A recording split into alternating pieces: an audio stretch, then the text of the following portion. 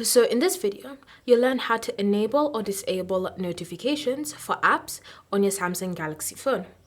So if you want to turn on notifications or you want to turn off notifications for specific apps on your Samsung phone, then the first step is to go ahead and open the Settings app.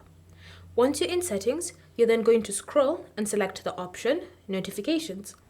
Under Notifications, you're then going to select the option App Notifications.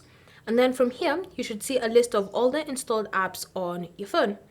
So the first step when it comes to enabling these notifications is to look for an app that has it turned off. So it's normally a gray color, the toggle. And what you're going to do is just tap on the toggle to turn it on. Once you've done that, notifications for that specific app will then be successfully enabled. So you can go ahead and scroll through the rest of the apps installed on your phone and look for apps that you want to enable notifications for. If you want to turn off notifications, then what you're going to do is just find apps that currently have notifications enabled. So the toggle is blue, and you're going to tap on the toggle to turn it off. So for example, for this game here, I can tap on the toggle and I'll turn notifications from that specific app off. So it's up to you to decide how you're going to be using these notifications on your Samsung phone.